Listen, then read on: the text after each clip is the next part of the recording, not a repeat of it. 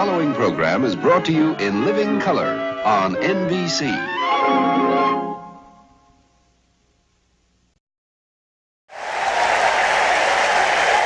At the belt, the pitch.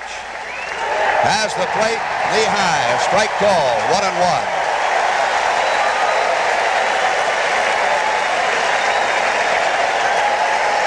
1-1. Fans are standing all over the stadium.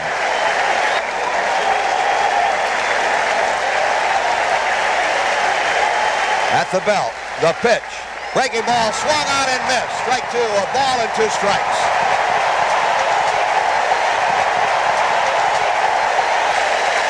He sets the kick and the pitch. He struck him out!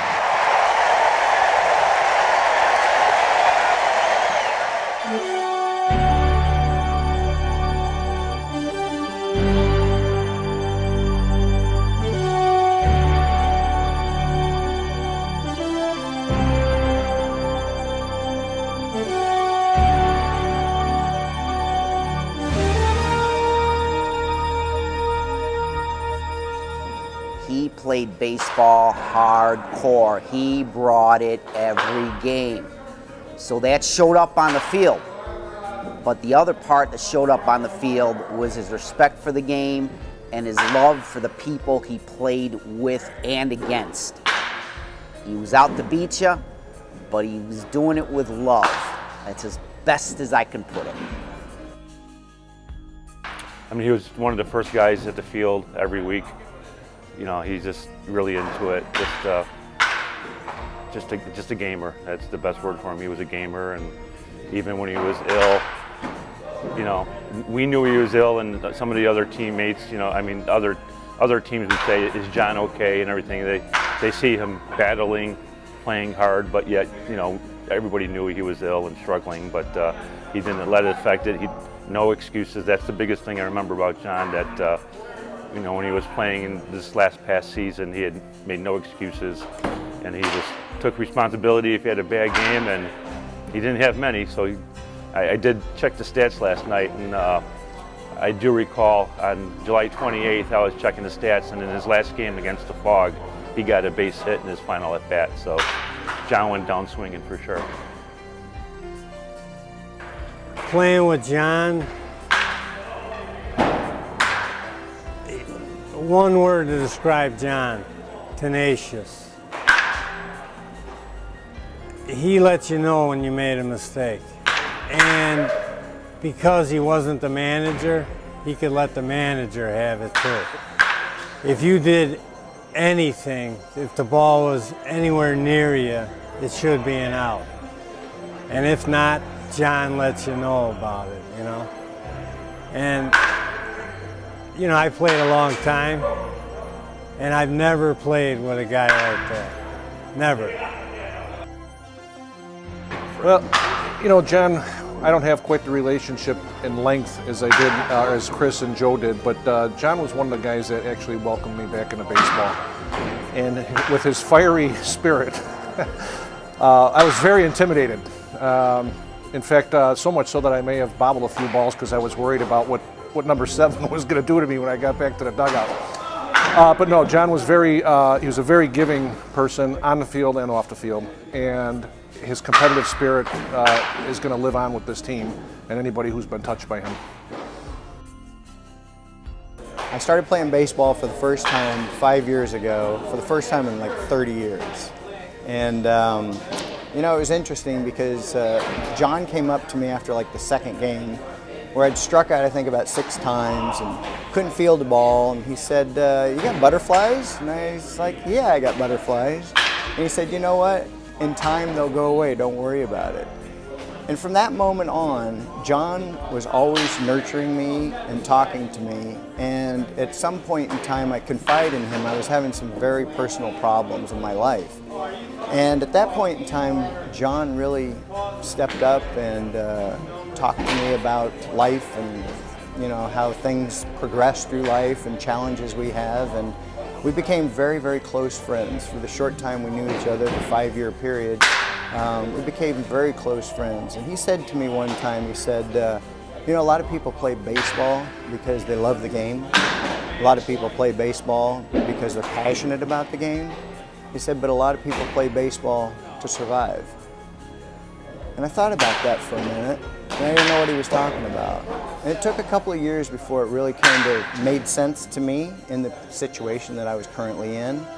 And last season, watching John come out there on a Saturday after he underwent chemo on Fridays, and come out there and fight and battle that disease was so admirable. And you know, I have the most respect for this guy, and he will always have a very, very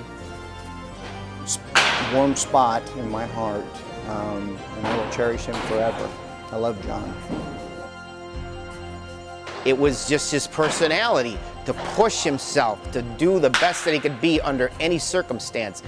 And when he was sick, he said, I'm going to do this. I'm going to go out there and play the best of my ability, even under this condition. You know, you heard he kidded around about it, and yet he went out there and pushed his body to the limits until he just couldn't do it anymore. But in the end, you know, you might say he lost his battle, but you know what? He's in a better place than any of us right now, and he shared anything that he shared with any of us that he came in contact with. We're going to keep that for the rest of our lives, and he's going to be looking at us and say, good job, buddies. I've known John for quite a number of years through the different leagues. We played against each other for probably 20 years in one form or another. This year I was able to actually play on the same team with him, and I got to know him pretty well. We would sit on the bench a lot, and John really liked to jabber, so it was he made baseball a lot of fun, and he was really passionate about it. You know, and when he got sick, everybody knew he was just going to beat this thing, and he had such a positive attitude. He's such a role model, I think, for everybody who's ever needed to go through this. And you know, I mean, I'm going to miss him. Our whole team's going to miss him. Everybody in the league is going to miss him. And you know, I think one way or another, he touched everybody through the game of baseball. So he's going to be missed. Last year I was pitching, and he always had a way with jabbing people and jiving people, and he was a lot of fun to play with. But I was pitching, and you know, in high school I got a big deal made of calling balls. You know, if there's a pop-up on the infield when you're pitching, call the ball so you're not fighting with the third baseman. So I reverted back to what I learned in high school and said, you know, as there's a pop-up, mine, mine, mine, mine, mine, mine, mine, mine. And John's sitting on the bench. Shortly after I caught the ball, he yells, mine, mine, mine, mine, mine, mine, mine, mine, mine. So I stopped and looked at him. Just in the middle of the game, I said, John, if you didn't have cancer, I'd come over there and kick your ass. So he got a good chuckle out of that, but that's something I remember very well. And he was full of spunk and fire, and you know, I think that's true until the day he died, so we'll miss him dearly. I didn't know him that long, and not as long as the rest of these guys on the team, but what I picked up from him was he was a no bull type of guy. Okay, he would call it as he sees it. He wears his emotions on his sleeve. I appreciate that. That's the kind of person I'm drawn to. No phoniness about the guy. And a quick little story, just to show you what I really thought of him. When I first started playing on this team, which was just last year, I was new, he was new. I showed up with a little bat bag, left over from my kids' Little League, because I'm new to all this after 40 years of not playing. And he says, you need a bigger bag. I said, okay. I don't have the money to get one right now. I just, you know, let's just see how the season goes. He says, I'll take care of you. So, played a couple games, kept my little bag, and then, as we all know, he was getting sick, and he wasn't showing up to the games. For about 3-4 weeks, I didn't see him. And now he's fighting the disease. He's going through his chemo and all this. He shows up to the game to watch. He couldn't play. He wasn't well enough. And he brings a bag to me. And I thought that was really cool. That was totally unselfish. He's going through all this stuff with him, and he brings the bag that he told me about a month ago. He doesn't know me very well, and I thought that's a measure of a man.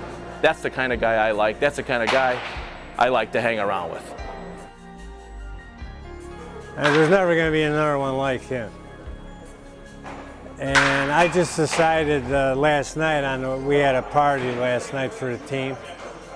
We're going to retire his jersey because no one could fill it anyway.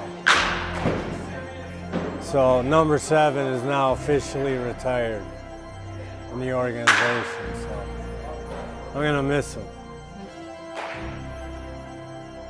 One of the last things I got to say to him was, he's like a brother to me.